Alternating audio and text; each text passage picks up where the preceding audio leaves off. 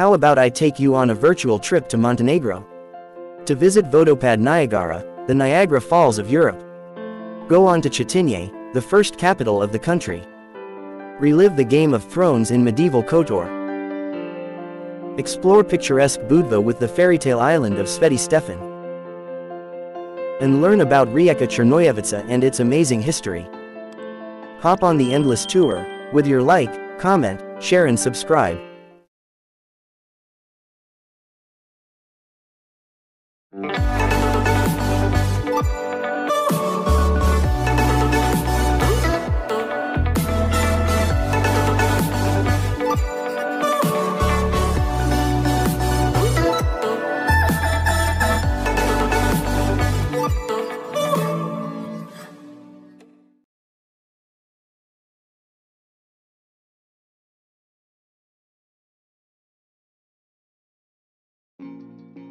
Montenegro is a country located in the Balkans region of southeastern Europe, sitting on the borderline between East and West.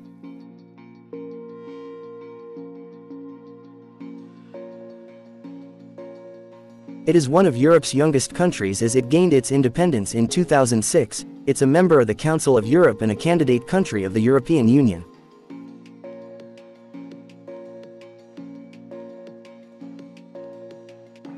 Its population is just over 600,000, and although it does not yet belong to the European Union, Montenegro's currency is the euro.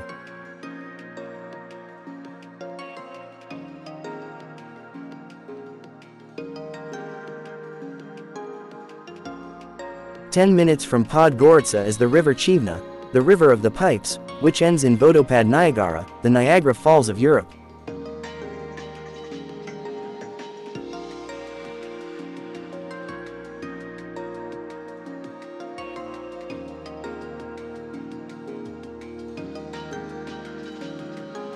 The scenery is fantastic and you can enjoy it, without the thundering sounds of the North American waterfalls.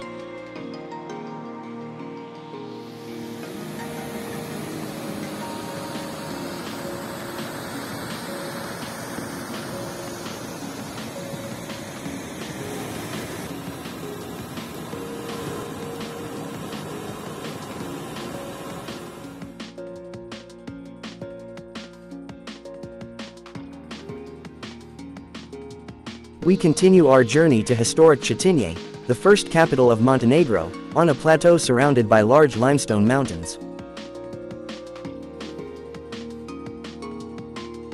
Cetinje served as the capital of Montenegro from 1878 until 2006, when the people of Montenegro declared their independence from Serbia.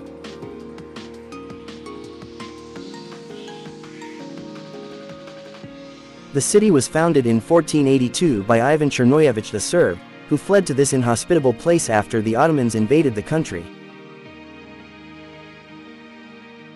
When Ivan came here, he built his palace and the monastery of Cetinje, dedicated to the nativity of the Theotokos. The monastery is worth visiting for its medieval architecture and history, as it was founded in the distant 1484 and is the only surviving building still standing today.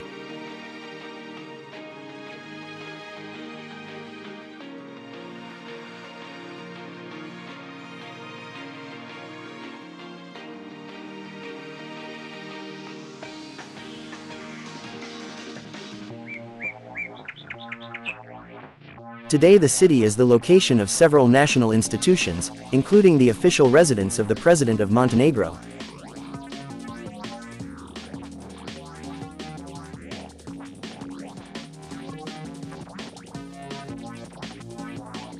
As you set out on the way to Kotor, pass through the Serpentine Road, Cavafy whispered to me at the endless tour of Alexandria.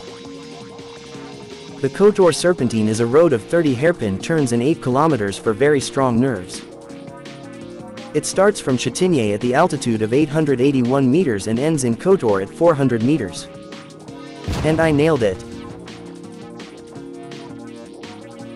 Kotor with its natural bay has been systematically inhabited since the 1st century before the Common Era. Throughout its history, Kotor is an important artistic and commercial center, with its own famous schools of masonry and iconography. The medieval port of the city, has been a magnet for empires throughout history. This Game of Thrones has contributed to its multicultural narrative, which you can clearly see in the city's architecture. Today Kotor is a top tourist destination and a World Heritage Site since 1979. The conquerors of the past have been replaced by hundreds of tourists, which make it difficult to walk around the small streets and squares. A World Heritage Site like Kotor could not but include a museum about my favorite creatures, cats. Step inside and admire the unique collection of 3,000+ cat-centric artifacts, and give these lovely creatures a cuddle too.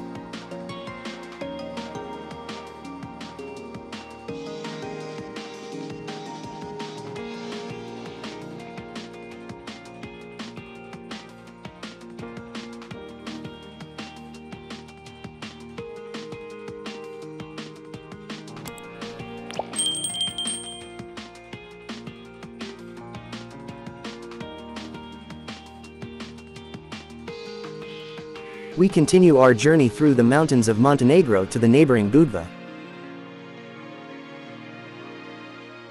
Budva is a coastal tourist resort that is often called the Miami of Montenegro, because it is the most crowded and most popular tourist attraction in the country, with sandy beaches and vibrant nightlife.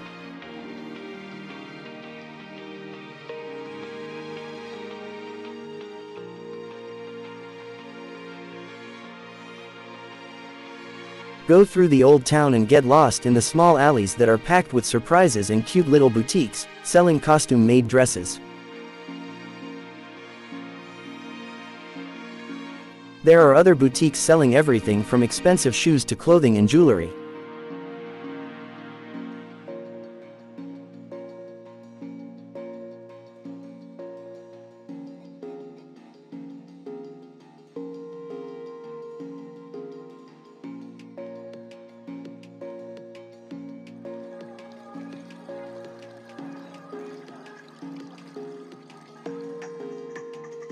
The city is one of the oldest settlements on the Adriatic coast, as it has been inhabited since the 5th century BCE.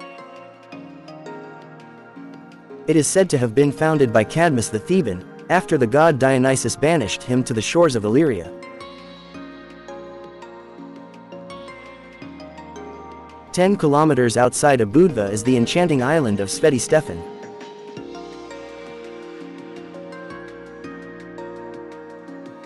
In the past the island was inhabited by fishermen, but today it is one of the most luxurious tourist resorts in Europe, a fact that did not destroy its beauty, it just changed its use.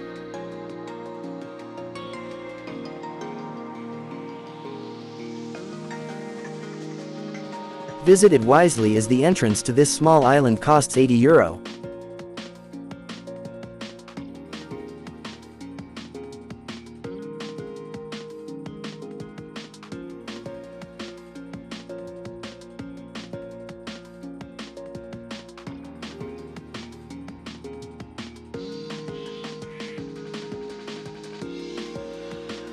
Do you remember Ivan Chernoyevich the Serb, who escaped the Ottomans and founded Montenegro's first capital in Cetinje? Rijeka Chernojevica was Ivan's hometown and the place where he ruled Montenegro before the Ottoman invasion.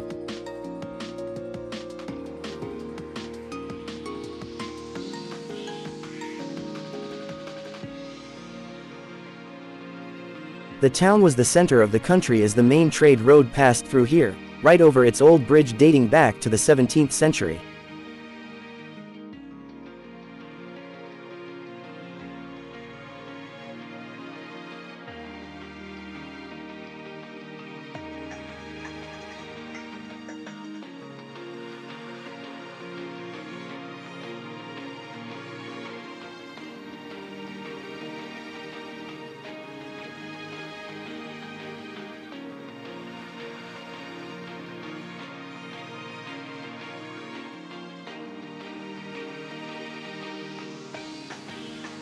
Today's village is located on a route full of abandoned fortresses and is well worth a visit, as it is very close to Lake Skadar, which separates Montenegro from neighboring and wonderful Albania.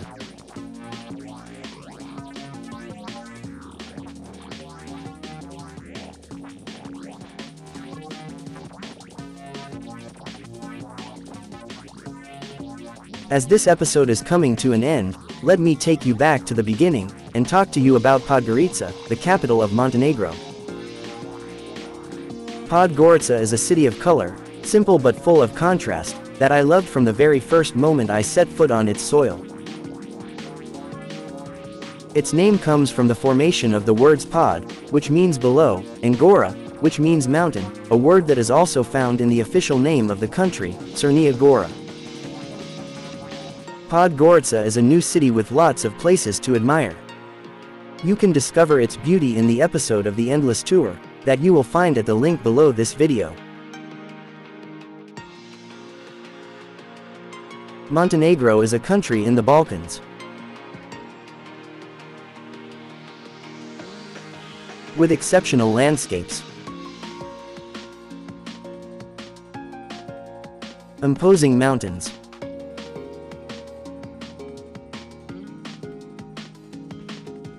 enchanting waters,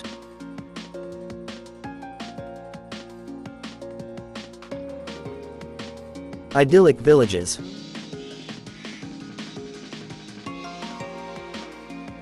and incredible history and culture. In Montenegro, I found out that who we are today is little connected to our past.